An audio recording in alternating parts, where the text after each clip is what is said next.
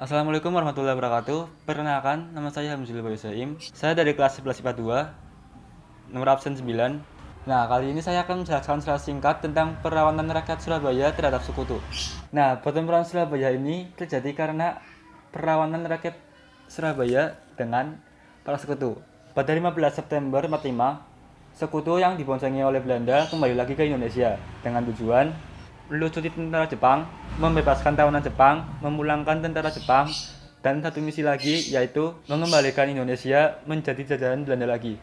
Hal ini memicu perlawanan rakyat Indonesia terhadap persekutu. Pada tanggal 1 September 45, pemerintah sudah memperlakukan untuk mengibarkan bendera merah putih di seluruh wilayah Indonesia. Namun pada tanggal 18 September 45, sekelompok Belanda yang dipimpin oleh Blokman mengibarkan bendera Belanda di atas Hotel Yamato. Pada esok hari, rakyat Surabaya berkumpul di depan Hotel Yamato. Sudirman yang pada saat itu hadir masuk ke dalam Hotel Yamato dengan dua orang pengawalnya. Tujuan Sudirman masuk ke hotel yaitu untuk menemui Blokman agar menurunkan bendera Belandanya. Namun, Blokman menolak dan menembaki senjatanya.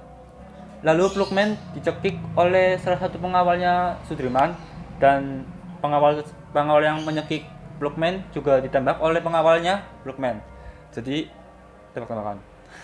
Sudirman dengan satu pengawalnya tadi akhirnya melarikan diri, dan arek-arek Surabaya yang di luar berhasil menurunkan bendera Belandanya dan merobek bagian birunya lalu menggantikan dengan merah putih.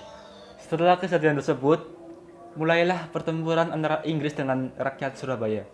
Pertempuran memuncak ketika terbunuhnya AWS Malabi, yaitu kayak jenderalnya Inggris. Nah, AWS Malabi itu tewas gara-gara ditembak sama rakyat Surabaya ketika dia naik mobil dan pas-pasan sama pasukan rakyat Surabaya, dan terjadi kesalahpahaman. Lalu akhirnya tembak-tembakan.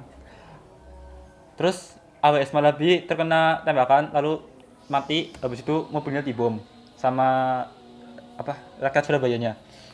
Kematian AWS Malabi menyebabkan si Inggris itu marah besar. Posisi AWS Malabi yang tewas itu digantikan oleh Mansur, ya sama-sama jenderalnya lah. Lalu pada tanggal 10 November 45, si Mansur ini memberikan ultimatum kepada rakyat Surabaya agar seluruh rakyat Surabaya untuk menyerahkan semua senjatanya dan menyerahkan diri dengan angkat tangan. Lalu diberi batas waktu hingga pukul 6 pagi.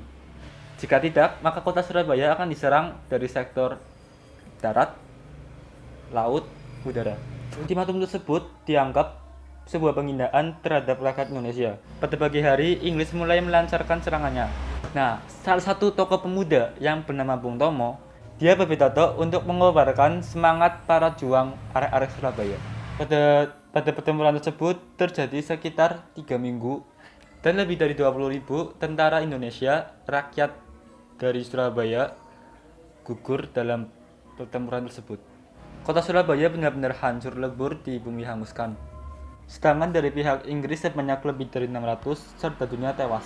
Selama pertempuran 3 minggu tersebut, rakyat Inggris mengira mampu menguasai Surabaya itu selama 3 hari. Tapi tidak sama sekali. Hingga 21 hari, rakyat Inggris tidak pernah menguasai Surabaya.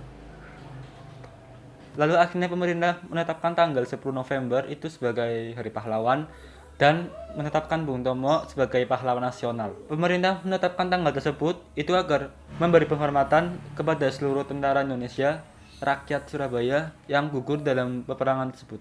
Ya, kurang lebihnya seperti itu dari saya. Kalau ada kesalahan kata mohon dimaafkan. Wassalamualaikum warahmatullahi wabarakatuh.